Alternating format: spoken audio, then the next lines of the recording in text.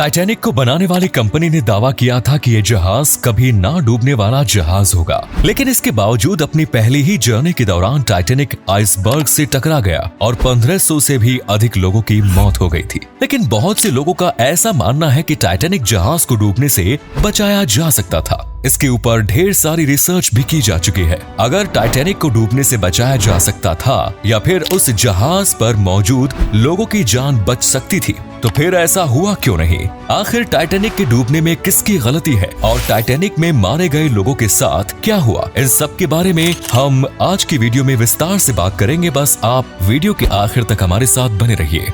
20वीं सदी की शुरुआत में टाइटैनिक को बनाने का फैसला किया गया और इसे बनाने का contract white star line company को मिला। लगभग 3 साल का वक्त, 48 करोड़ रुपए की लागत और 2000 से भी अधिक लोगों की कड़ी मेहनत के बाद टाइटैनिक बनकर तैयार हुआ। 31 मई 1911 को टाइटैनिक जहाज पहली बार पानी में उतारा गया। ये जहाज 882 फीट लंबा था, जिसका वजन लगभग 50,000 टन था। इस जहाज का पूरा नाम RMS टाइटैनिक रखा गया, यानी कि रॉयल मेल शिप। टाइटैनिक उस समय अपने आप में किसी अजूबे से कम नहीं था। ये दिखने में तो बेहद खूबसूरत था ही, साथ ही हर कोई इस जहाज पर एक बार यात्रा करने के सपने देख रहा था। इस जहाज पर लाइब्रेरी, पूल, टर्किश बाथटब, बार और रेस्टोरेंट्स जैसी सभी लग्जरी सुविधाएं मौजूद थी, जो आपको किसी बड़े रिजॉर्ट या 5 स्टार होटल में मिलती है। उस समय टाइटैनिक बनाने में $7.5 मिलियन का खर्च आया। इन्फ्लेशन के अनुसार आज के समय में वैसा ही जहाज बनाने में $400 मिलियन का खर्च आएगा।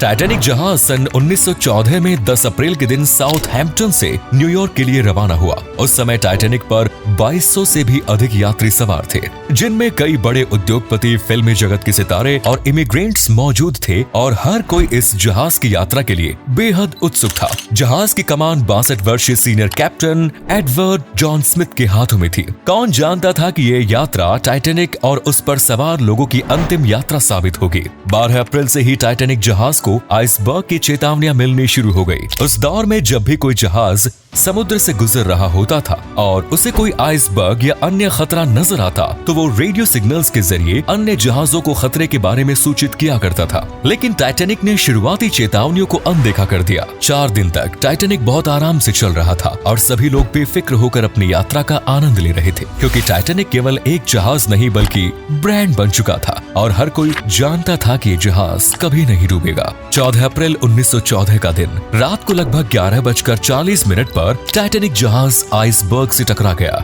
इस जहाज के डूबने के पीछे कई बातें बताई जाती है। कहा जाता है कि उस समय टाइटैनिक के कैप्टन के पास दूरबीन मौजूद नहीं थी और इसीलिए वे दूर से आइसबर्ग को नहीं देख पाए। दूरबीन न होने के पीछे तर्क दिया जाता है कि पहली शिफ्ट में काम करने वाले कैप्टन दूसरी शिफ्ट के कैप्टन को उस अलमारी की चाबी ही हैंडओवर करना भूल गए थे, जिसके अंदर सारी दूरबीन रखी थी। रिफ्रैक्शन ऑफ लाइट के कारण भी कैप्टन वो आइसबर्ग देखने में असफल हुए। इसके अलावा बताया जाता है कि टाइटैनिक के कैप्टन को 6 से भी अधिक बार वार्निंग मिली थी कि आगे आइसबर्ग है और वो जहाज किसी भी समय टकरा सकता है, लेकिन कैप्टन ने उन सभी वार्निंग्स को इग्नोर कर दिया। जहाज में एक क्रॉस नेस्ट की भी एक जगह होती है जहां पर एक क्रू मेंबर हर वक्त तैनात रहता है। उसने आइसबर्ग के बारे में भी चेतावनी भी दी थी, लेकिन कैप्टन के सुनने में थोड़ी गलती हो गई और उन्होंने जहाज को गलत डायरेक्शन में मोड़ दिया। जिस आइसबर्ग से जहाज टकराया था उसका साइज 200 × 400 फीट था, जो एक फुटबॉल स्टेडियम के बराबर है। कहा जाता है कि उस आइसबर्ग का वजन 1.5 मिलियन टन था। आइसबर्ग से टकराने के बाद बहुत तेज आवाज आई और टाइटैनिक पर अफरा तफरी मच गई। पहले तो लोगों ने स्थिति को ज्यादा गंभीरता से नहीं लिया, क्योंकि हर किसी को लग रहा था कि टाइटैनिक जहाज तो कभी डूब ही नहीं सकता। कंपनी ने इसमें कई एक्स्ट्रा सिक्योरिटी फीचर्स ऐड किए हुए थे, जो उस समय के अन्य जहाजों में मौजूद नहीं हुआ करते थे। इनमें एक था डाउनल बॉटम हुल, यानी नीचे की एक परत को नुकसान पहुंचाता भी है तो दूसरी लेयर जहाज को मजबूती देगी। लेकिन बदकिस्मती से जहाज साइड से टकरा जाता है। टाइटैनिक में 16 वाटर लाइट कंपार्टमेंट्स बने हुए थे। इनमें से यदि 4 कंपार्टमेंट्स में पानी भर भी जाता तो भी जहाज को कोई फर्क नहीं पड़ता, लेकिन आइसबर्ग से टकराने के बाद 6 कंटेनर्स में पानी भर गया। धीरे धीरे जहाज पानी में डूबने लगा और इसका पिछला हिस्सा ऊपर की ओर आ गया। अब लोगों को डर लगने लगा। हर कोई अपनी जान बचाने के लिए इधर उधर भाग रहा था। किसी को समझ नहीं आ रहा था कि ऐसे समय पर क्या किया जाए। जहाज के क्रू मेंबर्स ने लोगों की लाइफ बोट के जरिए जान बचाने की कोशिश की, लेकिन तभी पता चला कि जहाज पर केवल 20 लाइफ बोट ही मौजूद थी और इसीलिए केवल 705 लोगों की जान ही लाइफ बोट के कारण बच पाई। एक लाइफ बोट पर लगभग 400 लोग आ सकते हैं और टाइटैनिक जैसे जहाज के लिए 60 लाइफ बोट होना जरूरी थी। लाइफ बोट की कमी के पीछे ये कहानी बताई जाती है कि जब टाइटैनिक यात्रा के लिए चलने वाला था तो अधिक लाइफ बोट के कारण इसकी लुक खराब हो रही थी और इसीलिए कुछ लाइफ बोट्स को हटा दिया गया। और चूंकि वो कभी ना डूबने वाला जहाज था तो हर किसी ने सोचा कि लाइफ बोट्स की जरूरत भी नहीं पड़ेगी। एक और लाइफ बोट्स के जरिए लोगों को तेजी से उतारा जा रहा था, वहीं दूसरी ओर जहाज का एक हिस्सा पानी में लगातार डूबता जा रहा था। कुछ लोगों ने तो टाइटैनिक के ऊपर से ही पानी में छलांग लगा दी, लेकिन नॉर्थ अटलांटिक के बर्फीले पानी में कोई भला कितनी देर तक जिंदा रह सकता था। उस समय तापमान भी -2 डिग्री सेल्सियस था और देखते ही देखते 15 अप्रैल की रात के लगभग 2:30 बजे जहाज पूरी तरह पानी में डूब गया। 1500 से भी अधिक लोगों की कभी ना डूबने वाले जहाज के डूबने से मौत हो गई। इसके बाद जब मामले की छानबीन शुरू हुई और लोगों की लाश ढूंढने का सिलसिला हुआ तो केवल 340 लोगों की लाश मिल पाई। बाकी 1100 से अधिक लाशों के साथ क्या हुआ, इसके बारे में कोई सटीक जानकारी मौजूद नहीं है।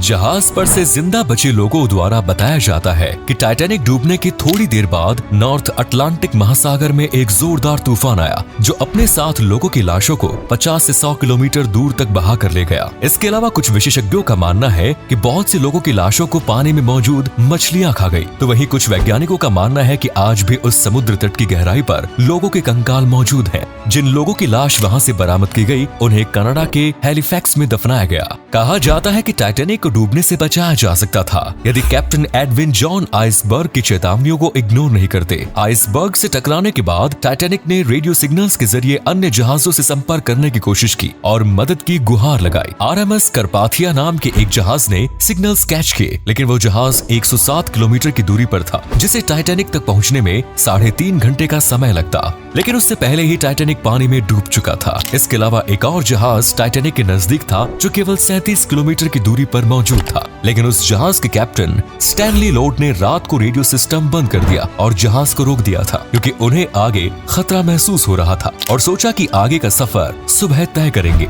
रेडियो सिस्टम बंद करने के कारण उन्हें टाइटैनिक जहाज के सिग्नल्स नहीं मिल पाए। टाइटैनिक के कैप्टन एडवर्ड जॉन स्मिथ ने आखिरी वक्त तक जहाज का व्हील नहीं छोड़ा था और जहाज को डूबने से बचाने की तमाम कोशिश भी की। कहा जाता है कि वे स्टीयरिंग व्हील पकड़े हुए ही पानी में डूब गए, तो वहीं कुछ लोगों का कहना है कि उन्होंने जहाज के डूबने से पहले ही आत्महत्या कर ली थी क्योंकि उन्हें अपनी गलती का काफी पछतावा हो रहा था।